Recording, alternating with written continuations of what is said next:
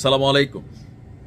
গতকালকে থেকে প্রত্যেকেরই কনসেন্ট্রেশনটা যেটা আমরা ফোকাস করছি যে আরব বিশ্বের 7টা দেশের যে বৈঠক চলছে সেই বৈঠকের পর গণমাধ্যমে যে নিউজ আসছে ভয়ঙ্কর কিছু ঘটতে যাচ্ছে। কেউ বলছেন যে আরব ন্যাটো বাহিনী ঘটাবে অথবা তৈরি করবে, নেতৃত্বে কে থাকবে এ নিয়ে যখন আলোচনা চলছে, এর মাঝখানে মজার ঘটনা হচ্ছে আরবরা কিন্তু ভাই মিসাইল মেরা দিছে। তবে এই মিসাইল আবার চোখে দেখা যায় না।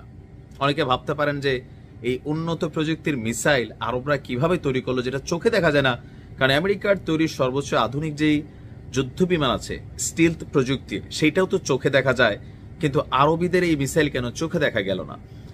ছোটবেলা ওই যে আমি বলি আর কি, যখন আমি ছোটবেলা কত ধরেন 10-12 বছর বয়স আমার, তখন ফুটবল টুটবল খেলতে গেলে বা ক্রিকেট খেলতে গেলে অনেকের সাথে ঝগড়া হইতো।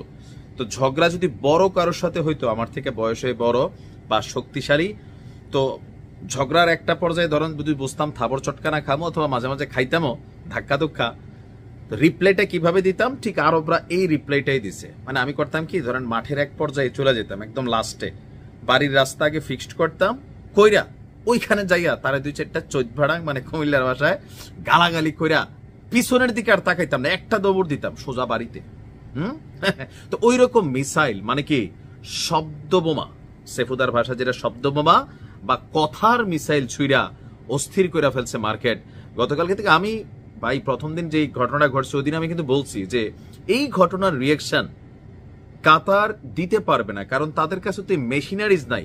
তারা নিন্দা জানাবে আর ফাইনালে এসে কথার মিসাইল ছড়ছে। তো মিসাইলগুলা কি বলা হচ্ছে যে কাতারে আরব এবং ইসলামিক নেতাদের যে বৈঠক হচ্ছিল, ধারণা করা হচ্ছিল সেখান থেকে ইসরায়েলের বিরুদ্ধে একটা শাস্তিমূলক বা বড় ধরনের কোন একটা অ্যাকশন হবে। তো এর মধ্যে থাকতে পারে তেল নিষেধাজ্ঞা, যেহেতু আরবদের তেলের উপর তারা নির্ভরশীল, আবার ইসরায়েলেরও নিজস্ব তেলের উৎপত্তি আছে। এর পাশাপাশি আসতে পারতো অর্থনৈতিক নিষেধাজ্ঞা, কারণ ইসরায়েলের হিউজ কোম্পানিজ এগুলো আরব দেশে বিলিয়নস অফ ডলার আর্নিং করে। এছাড়া ধরা হচ্ছিল যে ইসরায়েলের সঙ্গে সম্পর্ক ছিন্ন করা, যে এই টাইপের কোনো কিছু একটা করবে। আমরা আমজনতা ভাই বানিয়েছিলাম, আমি না আর কি, আপনারা ভাই বানিয়েছিলেন, কিন্তু দিন শেষে বাবাজিকা ঠুললো, মিসাইল ছুড়ল কথার। উপস্থিত সম্মেলনে আরব মুসলিম নেতারা বড় বড় হুঁশিয়ারি বাক্য ব্যবহার করেছেন। বলা যায় দোহা থেকে ইসরায়েলকে লক্ষ্য করে কথার মিসাইল ছুড়েছে আরব অধিপতিরা। এখানে যারা ছিল আপনি যদি দেখেন, আরব আমিরাত ইসরায়েলের সাথে খুবই দহরম মহরম সম্পর্ক। তো ইসরায়েলের বিপরীতে তারা একটা অ্যাকশন নিছে, কোনটা ওইখানে কি একটা খেলা চলতেছে, সেইখানে ইসরায়েলের এই খেলা থেকে তারা বয়কট করছে। এটা এমন না ফুটবল বা ধরেন ন্যাশনাল কোনো গেম, এরকম না। থাকে না মাঝে মাঝে বিভিন্ন দেশের মধ্যে কোঅপারেট করা খেলাধুলা হয়, লাইক বাংলাদেশের বাচ্চারা অনেক দেশে যায়, এরকম একটা ছোটখাটো প্রোগ্রাম ছিল।